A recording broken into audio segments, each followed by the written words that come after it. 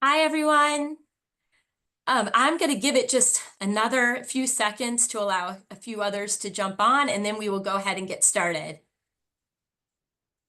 Yeah, it looks like we have about 8 attendees right now. Yep, it's it keeps going up. I see the ticker going up, so I'm sure. There you go. Yeah.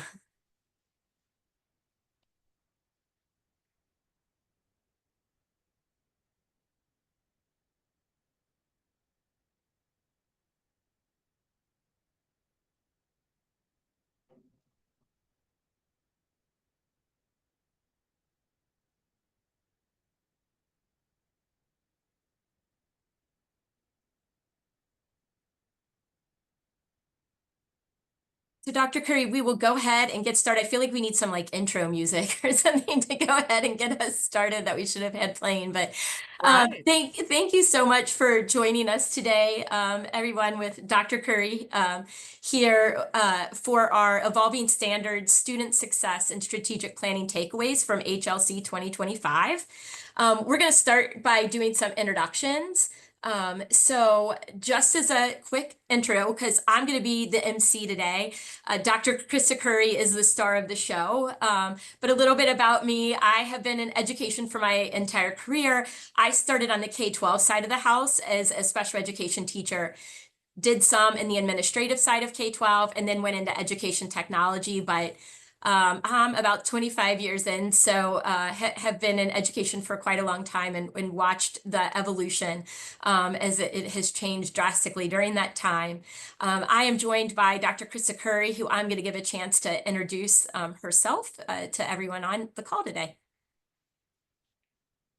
Everyone, as Luciana said, I'm Dr. Krista Curry. I currently serve as the Vice Provost at Mount St. Joseph University, and I am also the Accreditation Liaison Officer for HLC.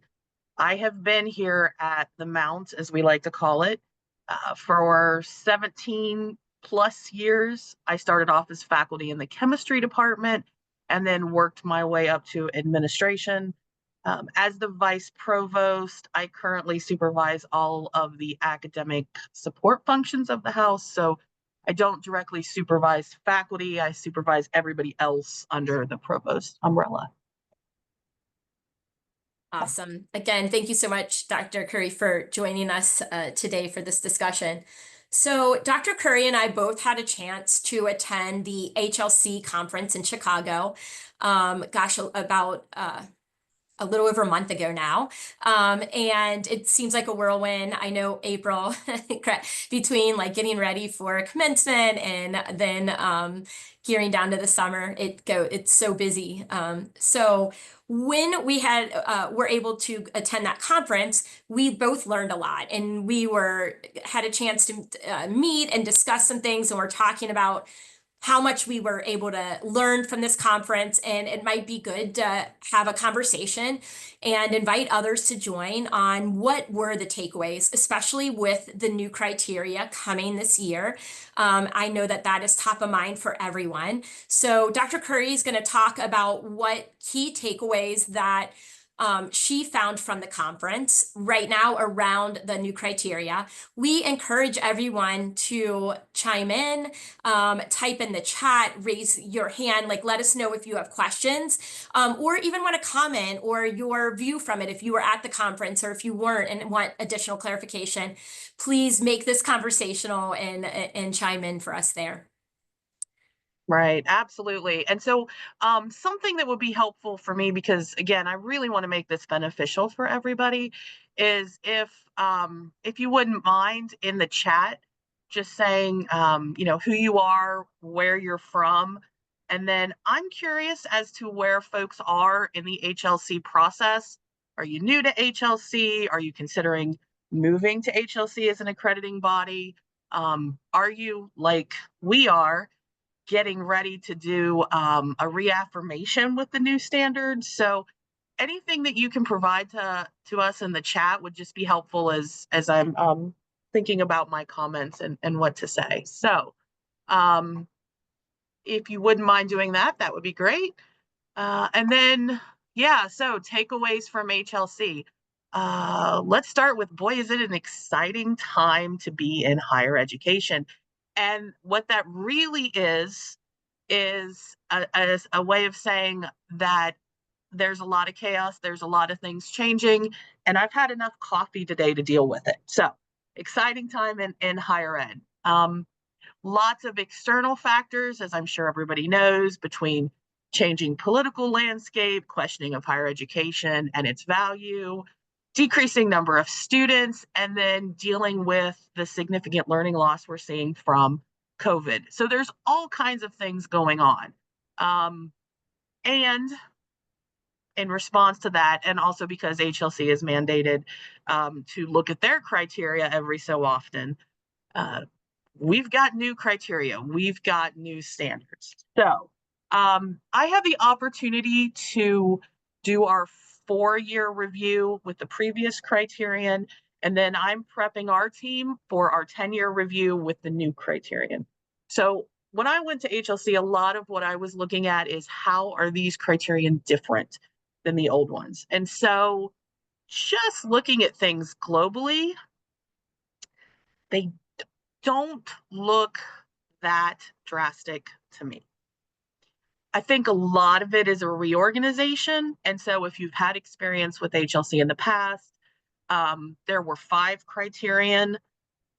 They've gone down to 4 criterion, but they've really just combined what was previously criterion 3 and 4, which after having done that evaluation makes a lot of sense to me because there's a lot of overlap. And I felt like when we were working through those in the past, we were repeating ourselves a lot. And so I am not seeing that much that appears drastically different in terms of the criterion. Things are moved around a little bit, but in general, I think they're largely asking the same things that they've always asked. And if you're not familiar with HLC or new to HLC, it does not tend to be a very prescriptive accreditor. And so in general, it wants you to do these things, but it doesn't typically lay out process. And so let's see, so some key things. They've been very intentional about mission. So mission is now threaded throughout. As a small private university, we are very mission focused, and so that wasn't a huge change for us. But I could see that being a change for other types of institutions. What else? Let's see. Oh, another thing that they were talking a lot about was using the documentation that they have called criteria for providing evidence. So one of the big changes is that historically, with the previous criteria, underneath each criteria, they had bullet points of evidence that you could consider using, and it would kind of help you guide the argument. So they've taken those bullet points out and they've put them in a separate document, largely because they were worried that people were looking at those bullet points as a checklist as opposed to just a general guide. So it's all still there. They've just pulled it into a new document called Criteria for Providing Evidence. And so anyone who's looking at these standards or preparing for a review, I would really encourage you to look at that criteria for evidence document as you're going along through things. Okay, so another big thing they talked a lot about in all the sessions that I was in was in regards to evidence and providing enough evidence and things like that. So as you're looking at each criteria, they kind of had this mantra about provide the evidence that you have a written policy. Provide evidence that you follow the written policy. And then can you provide evidence that the policy is actually being effective? So have you assessed the policy? Is it working? Is it doing what you want it to do? Okay, so that good examples of that would be around things like program review or student assessment. So do you have a written policy for how you're going to do a review of academic programs? Do you have an example that you can share where you've used that process and have results from that process and that policy that you can cite? And then is that process doing what you want it to do? And so those are some I guess when I'm thinking key takeaways from the standards. Those are the large sort of big rocks that I'm seeing. Um, I'm curious if anybody has any questions or if anybody saw anything else that they're wondering about in regards to the changing standards. And it looks like a lot of folks are saying that they're at the reaffirmation when I kind of look through of That's what who I'm looking at everyone is right and now. yeah, and where So, they so are. oh, reaffirmation visit in November. Ooh, okay. Yeah, it is especially challenging, I will say, for those of us that have a visit scheduled within the next year, because not only are we working with slightly new criterion, but we're also using a new system for the argument. And so HLC has also transitioned to using Canopy for writing the argument. And so those of us that are in that boat, yes, we definitely have a fun year ahead of us. And Dr. Curry, I know a lot, we've talked about like reporting and, more, more details in reporting going forward. Are there like ways that you guys are looking at, like, how are we going to do that now versus how we have done that in the past? I mean, I think in general, and this is why I say a lot of this ties in. And so we're actually in the process of launching our next strategic plan. So a lot of the transparencies, the reportings, we're also building into our strategic plan. So there is a shift towards more data, to being more transparent, looking at things like retention, graduation rates, what's the ROI, what are student salaries coming out of our programs, all of those kinds of things. And so there are, I would say there's a lot of different sources of that kind of data. So Mhm. HLC uses college scorecard based on iPads data. There's also things like niche that students use. And so the what you need to do with all of that is be very aware of what's out there, but also aware of how they're being calculated. And Sure. so, for example, I don't know that everybody realizes that what niche is reporting as a graduation rate is actually the 8-year graduation rate, I believe. Um, and talking to parents about your student completing in 8 years, is definitely a challenging conversation, right? And so understanding what data is out there and then determining what data you need to collect on your own, to be transparent and prove your value as an institution. Sure. Are there any particular data points that you're like, we don't not collect on those now, or how we're going to get them are challenging, and like, what are those data points? Yeah, I think the biggest gap for us is data points around ROI, around starting salaries of our graduates. So and this is again why I say you need to go back and look at how they're calculating it. So some of the ROI data that's being published is based on your iPad's incoming cohort. Okay. So for us, our average cohort is maybe about 300 students for the freshman class. And so it's based on that 300 students, whether or not they actually finish. Hmm. And so the ROI data that they're giving is based on students that finish and students that don't. And Okay. so for us to be able to talk about the students that finish the program and what their starting salaries are, and just to make that information a little more clear for parents is something that we are investing some resources in. We're actually um, planning to hire a person whose job it will be to monitor all of this. And so that's one area where I think we haven't done the best job of collecting the data, but we're definitely um, looking on it, looking at it, and making some strides. Sure. And unfortunately, iPads isn't always super up to date and can be a little behind. So if you're needing it in that moment, that can be Yes. tricky. Yes, and it doesn't necessarily include, I mean, again, for iPads, a lot of it is based on that starting freshman cohort. So Yep. it doesn't include if you have a program, an example for us is social work, where a good bit of the cohort for social work is actually transfer students. It doesn't really, that iPads cohort doesn't really capture those students either. Okay. And so I think just in general, it's important to understand what the data is showing and then where the gaps are and what you can collect on your own to help um, fill in the gaps. Okay. Yes. Yeah, absolutely. If anybody else has any ways that they'd love to share on how they're collecting, or maybe something that would help others who are looking how to fill those gaps, like please put that in the chat or chime in. Danielle, I like that you said we're having fun, I guess, with your November visit. I am sure that that's the only way you can look at it right now, being one of the Um, first to fall under that new criterion. yes, Danielle, my sympathies to you. Our visit isn't until March, so you are um, even sooner than we are.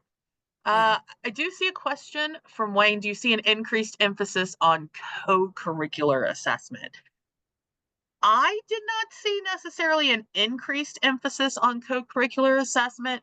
Um, Co-curricular assessment, as I understood it, was more in the assumed practices. And so, um, again, as I understand it, the assumed practices are things that HLC is assuming that you're doing, and they're not necessarily going to double check unless there's a problem. And so that to me almost maybe lessens that co-curricular in that they're not asking us to write to it and speak to it directly anymore like they were um, that they were before. And so it's as I understand it shifted to the assumed practices area. All Well, right. oh, Go ahead. There we go. perfect. Um, well, so we wanted to address the new criteria because again, we know that's top of mind, but there are some other topics that were really prevalent at the HLC conference that we want to hit on too, just to help everyone.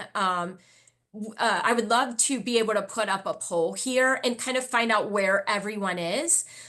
So for that poll questions, Cassie, Jess, I know you're going to put that poll in, but wanted to ask some questions to understand what's top of mind for everyone else when we think about the new HLC criteria and what everyone is feeling is the most challenging. So we'll give a few minutes here, a minute or here to answer those questions, and we'll share the results. And then we'll kind of head on to that next topic. Yeah, so I'm gonna just respond to Kitty in the chat. Yeah, The perfect. extent to which you need to speak to co-curriculars is dependent upon your mission and the students you serve. Yes, I agree with that 100%. I also think it is important um, that you have a working definition of what is co-curricular on your campus. In fact, that would be my recommendation. Uh, is to have that defined so everybody has a sense of what activities you're considering co-curricular and what you're not. I can't wait to see this poll. I'm going to go with, I didn't answer, but I'm going to go with all of the above.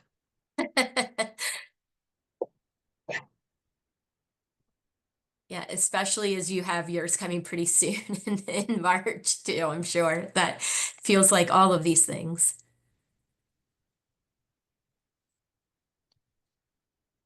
So we'll give a couple more seconds here.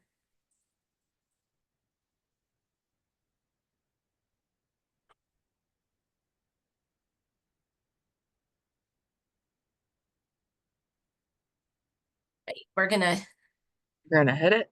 yep, and we'll share those here in just a second. I'm going to go on to the next. There we go. So kind of to see, this will be interesting to see what some of those are. We had all of the Oh, above. So managing the volume and complexity of accreditation reporting. yes. I mean, that's depending on how many accreditors you're dealing with, because there's also program accreditors. There's also state requirements. I mean, there is definitely a lot there. And coming from a small institution, my advice is to get a group of folks to help you manage it all and work as a team. Don't try to tackle it all on your own necessarily. Sure. I know another one that seemed to get quite a bit of votes too is ensuring transparency and public reporting decision making. And I think some of that is too, like now there's so much information out there, right? Like before, I think institutions, before everything was out online, you had a little Yes. bit more control over what that information looked like and make sure it was accurate and that, you had some context behind it. And now there's a lot less control with some of that because it's out there for everyone and it can be put in a lot of different contexts. And that can be scary. Yeah, no, it's definitely important to know what information is out there about your university and what it's saying. Again, as well as understanding how it's being calculated and determined, so you can then fill in the gaps. But even if it's not reporting something in the way you would, you have to be aware that that is something that potential students, parents, whomever are looking at and will see. Sure. All right. Our next topic that was big at HLC is student success as a strategic imperative. And Dr. Curry and I talked a lot about this and just even how it's evolved over the years. So I spent a lot of my time in my career working with admissions, enrollment. And when I was working in those offices, I always say it was like butts and seats. Like this is our number. We've got to get them in. And then, hey, academic affairs, hey, everybody else, it's like your job to make sure they stay here. And that really evolved over the 10 years I was really on that side of the house, and that everybody's responsible for student success. And it's an Mhm. institution and, strategic uh, initiative that we all have to follow and be, mindful of that student success piece. And so, but even at the HLC conference, that was top of mind. And so, Dr. Curry, talk some about what your takeaways were from that were talked about at the conference in regards to student success. Different perspectives on that. So I would say one of the interesting ones is the inclusion of student success in the risk factors that HLC is going to monitor every year.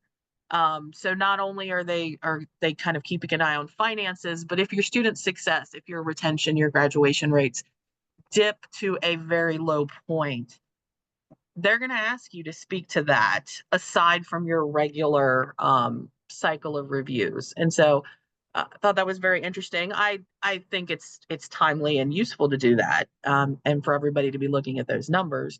But that is the shift that HLC is doing that's different. Um, Student success, boy, that is hard. It feels like everything that we've spent all of our time pre-COVID figuring out is now out the window. And so it almost feels like if you're doing the same thing you were doing pre-COVID, you're probably not being as successful as you're going to need to be, because our students are just that much different. Um, Student success, as I said, we're just getting ready to launch our next strategic plan, and it is a huge cornerstone. For us as a small institution, retention and graduation rates are critical.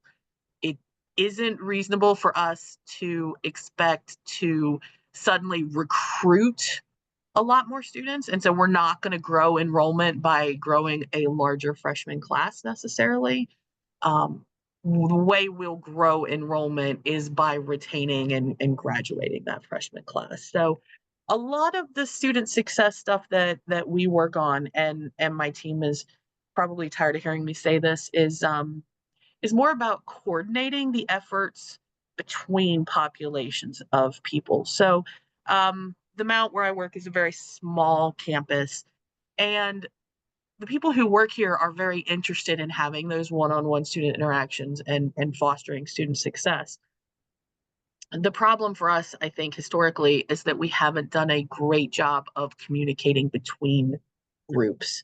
And so faculty haven't done as good of a job communicating to the academic support team. Maybe the academic support team isn't working as well as they could with faculty.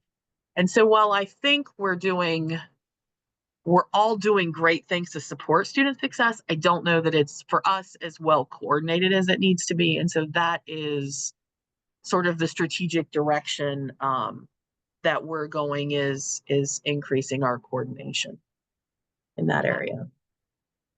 And it sounds like because we know there's this enrollment cliff, we know that trying to always have those years of we need more, we need more, we need more Mm-hmm. are kind of not, we're not in that place right now. And Mm-hmm. it's how do we keep the students on campus? How are we ensuring that they're retaining? And then trying to be more intentional with your collaboration between the Mm-hmm. types of students. I know you and I have talked some about knowing who your students are and Yes. really making sure you're intentional about your efforts towards those populations. Yeah, and I think this is helpful too. There's some new Carnegie classifications that are out there that have to do with the type of students you have, and then how successful they are. So it's a graph that is basically has access. So what kind of students have access? Do you have a high number of Pell students, underrepresented students, and then what their earnings are after graduation? And so if you haven't had a chance to look at that new Carnegie classification, I would really encourage you to do so because not only does it give you a sense of where you are in the grand scheme of things, but it also, in my opinion, helps identify peer institutions. So I can look at institutions that have a similar student profile as we do, who are small, but are maybe doing better in the earnings area. And so we can look to them and say, what are they doing? How are they moving the needle? Because they have a similar population of students. Yeah. Um, yeah, I think thank you for that. I'm not sure if everybody was aware of that, but talking to school, talking to a lot of different institutions on a pretty regular basis, we hear a lot about the worries in enrollment and how they're going to make up for that and how students that focus on student success to do that is a real thing. We also talk about doing more with less resources. I, again, talk to institutions every day who are like, we are having staff slim down. We're having folks retire and we're not replacing them. Mhm. So now we are, expected to do more with less and what that looks like. And Dr. Curry, I know, again, that's something that we've talked about. So maybe address Yeah. that a little bit. Yeah, and then managing the financial aspect, right? So Sure. coming in on budget and things of that nature. So um I think the strategy that the Mount is taking is to really look at what is effective. And so what is actually moving the needle? Doing an inventory. How many activities, how many programs, how much support are we giving to various populations of students? And are we moving the needle? So ensuring that what you are doing is having an impact. Um, and we've also had conversations with the folks in my team, the student academic support team, about how can we utilize technology to do a lot of that back end work, and so that we can prioritize our time to having those face-to-face interactions with students. And so I think with a lot of this, it's taking a hard look at your processes. Are they overly complicated? Is there ways that we can create some efficiencies ourselves? And then once you have that work done, looking at it and saying, can technology assist? With the focus always being on student facing support and getting those folks in the room with the students to help. And so I don't necessarily need my director of advising running a lot of reports and going through the system. I want her coming up with, retention initiatives, meeting with students, having that face-to-face conversation. And so I think that's where looking at technology versus individuals becomes critical. Yeah, absolutely. And it's interesting because it's that balance. So I have one kiddo who just graduated like a little over a week ago, and I have one who's still in college. And what I notice with them is they don't want you to interfere, bother. They want to do it on their own until they don't. And then they want you to help, be right there to help them. So it's like, give me technology to do as much as I can, and then all of a sudden now, right now, I need it and I need you and I need Mhm. help. And so having people available for that, it's so different that I think when I went through, when I'd be like, let me call and see if they have an appointment and let me go and set it up and all that. Like Yes. they live in an on-demand world where they want to be able to get the information, but then when they say they need help, they want you to be there right then. And Right. Yeah, absolutely. Yeah. So they're interested in tutoring at midnight when most of my faculty are probably are hopefully asleep. So yes, absolutely. And then another thing we've seen a lot of, and it's actually caused us to go back and rework some of our curriculum in our first year experience, is that our current students coming in are pretty good with their phones. And so if it's an app on their phone, they can typically do it, but they are not as good at managing Blackboard on a computer. Oh, And so kind of it almost feels like to me we got away from that many years ago. And now it's come back around where we're walking them through how to use all of these programs and things like that. So I don't know if just my kids know what their LMS looks like on a computer. They only know what no. it looks like on their On a phone. phone, right, Yeah. absolutely. So if it's something they can't do on their phone, they're gonna need some support doing that. Just as an FYI for everybody, I put a link to the Carnegie classifications in the chat. I'm assuming, Yeah. I don't know if anybody can see that anymore or not. If not, we can get that shared out. Yep, definitely. We will absolutely share that out. It is still in the chat, so hopefully you can link to that if that's something you need. But yeah, so obviously, like student success is top of mind for so many and really important in the HLC criterion and especially the new criterion coming out with that some more transparency, a little more granular on what they're wanting to see Mhm. for that. Would that be fair to say, Dr. Curry? Yeah, I think so. But I also think with the challenges we're facing with is higher ed worth it? I think all of these things we would have to speak to them anyway, Yep. um, because our audience, our consumers want this information. So we would have to speak to it anyway. But yes, it is definitely more embedded, more granular, and all of those things for sure. Great. Well, I'm going to go ahead and put up another poll. Just like before, would love to hear from everyone else of what's top of mind around student success. So we'll share this poll and then we'll give it a few seconds, uh, enough time, hopefully, for everybody to click on that. It's like what that balance of what's too much and that we're all just sitting here versus not enough. And then we'll share those results. And then we'll kind of go on to the last piece of our takeaways from HLC that we're going to talk about today, which is strategic planning. Yeah, I'm gonna have to go with all of the above again.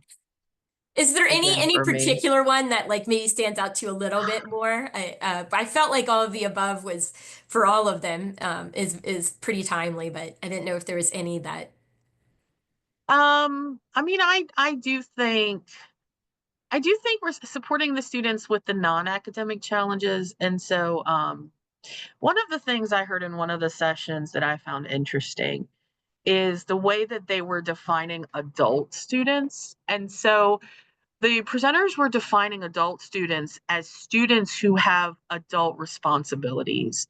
So they're supporting, children or family members or whatever, compared to the idea that your traditional 18-year-old student is coming and school is the only thing they have to worry about. And so that was something that really struck me, is that our students, I feel like, are adult students in that they have a lot of those adult responsibilities. So when you're looking at things like that non-academic challenges, the mental health, the financial needs that kind of go beyond what we can do. yeah. Um, that's one of the, and we're putting some more resources there, but that's one of the challenging. If it's, I often feel like if it's something related to their academics or the university, we can usually figure out a way to get them to where they need to be. But if it's those external factors, those are harder. That it's interesting that you said that. I did not hear that. I wasn't in that session. So thanks for sharing Mhm. that. I think about so my own journey. I was not a traditional college student. I went back, I was first gen, but I had two children when I started college. And Mhm. I was, younger than some of my kids now, but I was more adult because I had these big people responsibilities that my own kids don't. And so I can see how my journey was very different than my kids because Mhm. of some of those responsibilities I had. So I Yeah. think that's fair. I think that's a really that's an interesting distinction. I haven't heard somebody, but to me it makes sense. And I think it's really critical when you're looking at student success is as a first step, understand who your students are Yeah, and what they're dealing with. Both again, learning loss with COVID and things of that nature, but also just all the other external, just the external baggage that they're carrying. And so sure. understanding who your students are is going to be key for that. Yeah, absolutely. Jess, do we want to share out those results here? And then I will go ahead. And so it looks like most All of agree the with you, above. all of the above for that. So, kind of no surprise there on what those responses are. Yeah, and it looks like the other two were managing with limited resources while expanding support Yeah. services, which, yeah, And and I think some of that, some of that can also be tackled again with um, increasing your collaboration with other support folks on campus. So if someone comes into the advising center and is having mental health concerns, I want my folks in the advising center um, ready, willing, and able to partner with my folks in the wellness center to address those. I don't want the advisors in the advising center to feel like they have to handle every problem because that yeah. student just happened to come to them first. So that's where I talk about coordinating your support services and making sure things aren't overlapping. And so everybody's utilizing their strengths and prioritizing what they're doing for students. And it's just more coordinated. Yeah, I think that that's a great strategy. And I'm sure helpful for others as they're thinking how to navigate that. I know one of the other big takeaways was strategic planning, and Mm, just kind of building in some of these things into your strategic plan. I know you guys have been working on yours right yeah. now, so you're in the midst of it and can really speak to this. So would love to kind of hear your thoughts on what you took away from the conference and how what Mount St. Joe's doing to incorporate this. Yeah. So, one of the sessions I would always encourage people to attend when they go to HLC is the session where they talk about what are the most cited criterion. So, what are the areas where they're seeing or they're issuing citations, or universities aren't sort of meeting the standard? So, what are those areas? And the two big ones historically for HLC have been around student assessment. And learning outcomes and things like that. But the other one has been around strategic planning and sort of just financial sustainability. And so one of the big takeaways that I got was when you're developing your strategic plan, it has to be developed in, um, I guess what I would say is reality.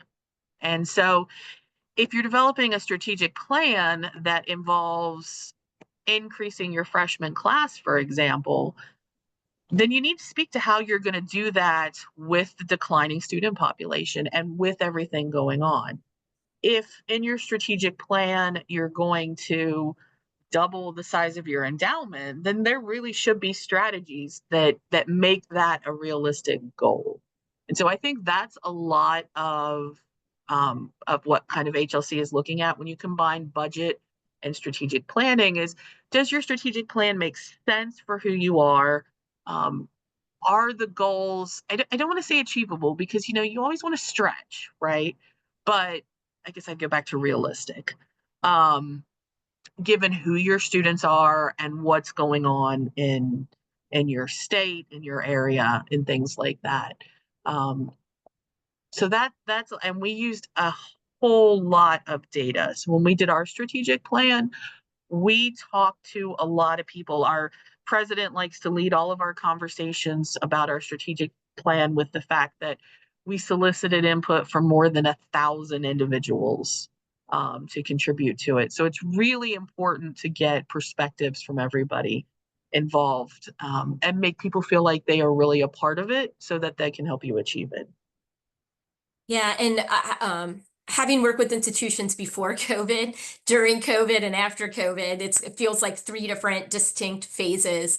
But I feel like there's always kind of can be this identity crisis on campuses where who faculty thinks you are is different than Mhm. who your board thinks you are, or the cabinet, or president, or the general public, and aligning that who what is our identity, who we are, was Mhm. challenging before, but it's even more so now because it's changed. You know, Yes. and so no matter what we think or want to believe, that's changed, and our students coming in are changing. And so talking about addressing the needs of today's students, but really aligning that. So I love that you're not only saying we need to increase our enrollment, but then how are you going to do that? What does that Right. look like?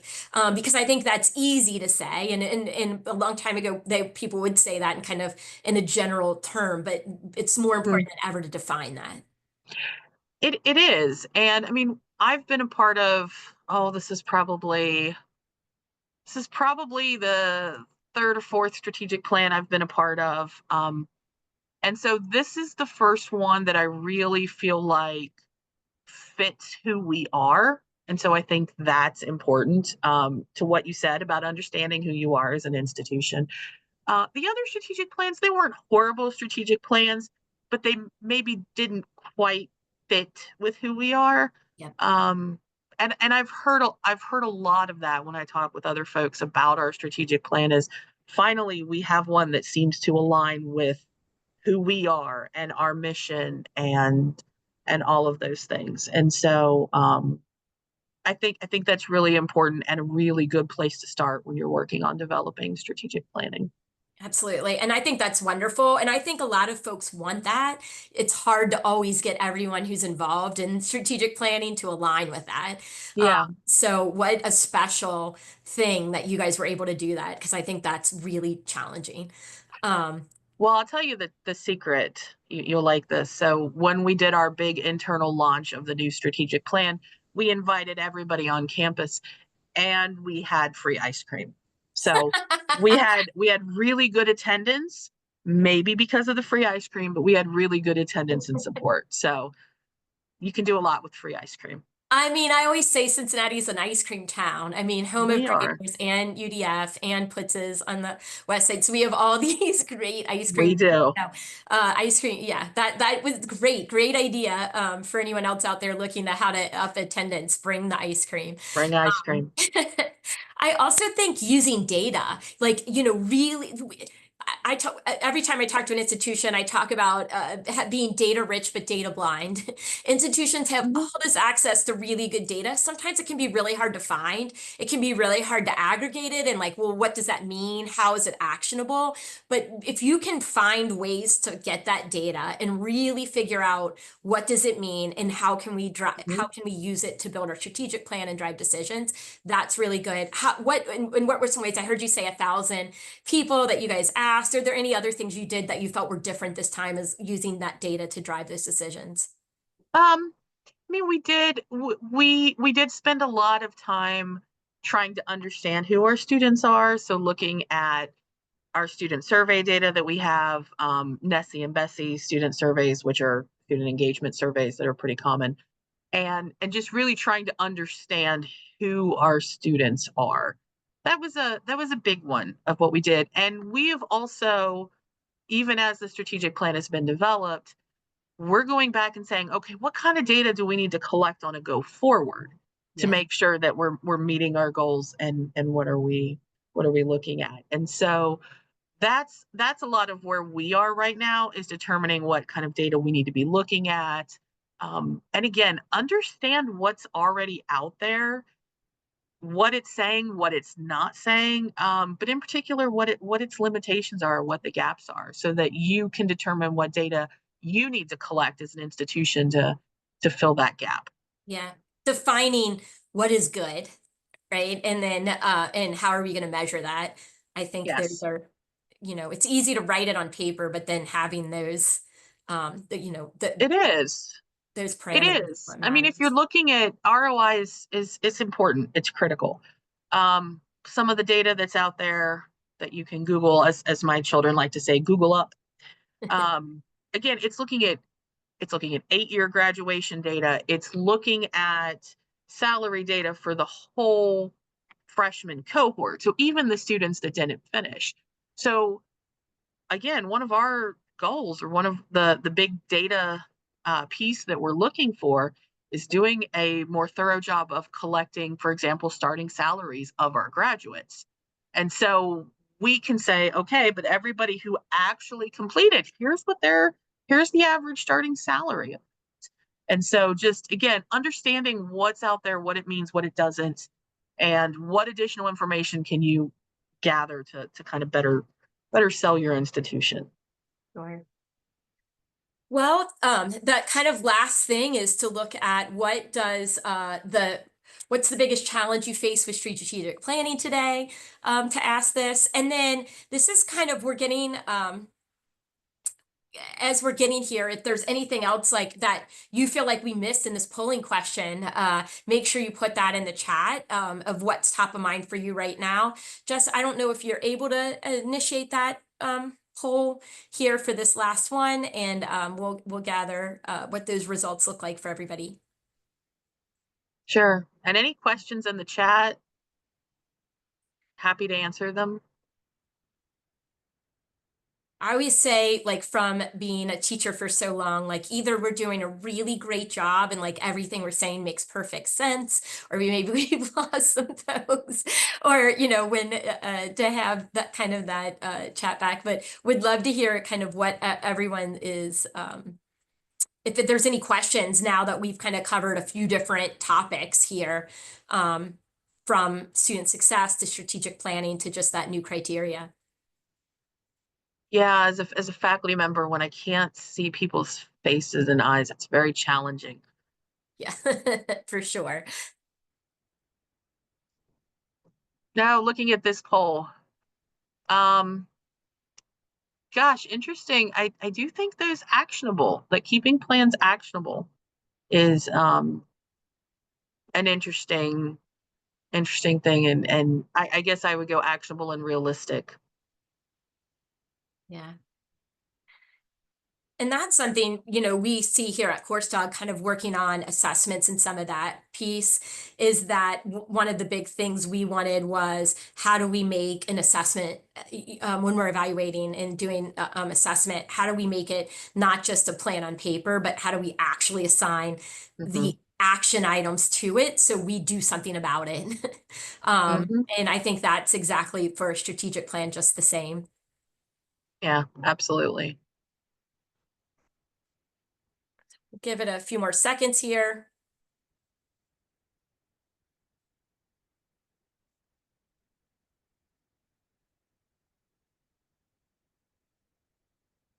Um, Yeah. yeah, Oh, there we there go. you go.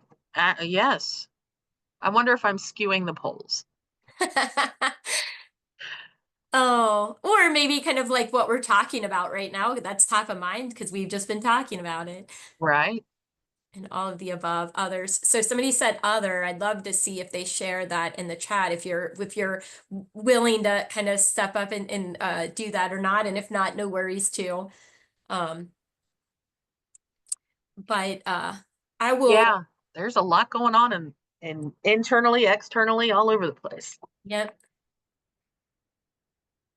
So for us, like when we look at kind of wrapping this up, is just some of those key takeaways.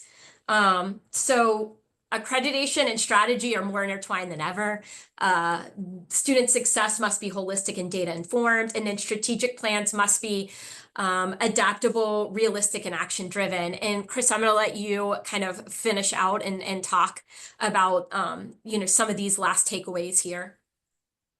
Oh, yeah. I mean, I think that slide really does say it all, that you've hit it on the head with this, and that um I mean, I think I would add, so student success must be holistic, data informed, coordinated. I would Yep. probably add that. And is critical again with the environment, the questioning of the value of higher ed. All of those things um, are critical right now for the success of our students, success of the institution. Strategic plans being adaptable and realistic. I will say our previous strategic plan was a 5-year plan, and we had goals and strategies for all 5 years. We launched that in 2019, and then guess what? We had a pandemic. Um, and so our new strategic plan, we have very lofty, bold goals, but we've really only gotten the specifics down for like the next 12 months, 24 months, knowing that those things have got to change. And so adaptable, realistic, action driven, all super critical. Yeah, our world is changing faster than ever. And so I think while it's good to have long-term goals, it's to be able to recognize how quickly things can change Mm-hmm. and, making sure you're either have short-term goals built into that if you're going to do Right. that longer plan, or just kind of making them a little bit shorter term than what we used to do. Yeah. Yes, for sure. And then just, being aware of what's happening in the world around you, staying up to date with what HLC is sending out, what other, um, whatever your accrediting body or whatever group is sending out, because things are changing rapidly, and so we just need to be able to pivot and be ready for that. Yeah, absolutely. So kind of just to finish it out, would love to get that. What's the one word that captures your top priority right now? I'm sure for Danielle, it's going to be our accreditation coming in November. But for others, would love to kind of see what that is the most top of mind of all the. And it doesn't even have to be anything we discussed here today, but I know a lot for a lot of you that this is coming really fast for the reaffirmation. I'm sure the HLC accreditation and new criteria is probably that top priority. Krista, what would your one word be right now? Oh, um, let's see. Sometimes it's caffeine, sometimes it's nap. Um, but I really think making sure, and it's not one word, I guess making sure that I'm taking care of my personal health and wellness, and that my staff is doing that, because there's a lot going on and a lot of changes. And Yeah, so making sure that we're also taking care of ourselves in the process. yeah, absolutely. Just that balance of because it can be easy to Hmm. kind of give your whole self away Yes, in trying to do absolutely. this job. Absolutely. Well, we will share that out for everyone. We will share a recording of this as well. So as we and I'll kind of share what some of those top of the mind priorities and words were out with everyone as well, so you guys can have that. But if there's anything else that you need, feel free to stick around and ask questions. If you didn't feel comfortable kind of doing it here, Krista and I will both stay for a little bit longer and answer Absolutely. any specific questions that you guys might have.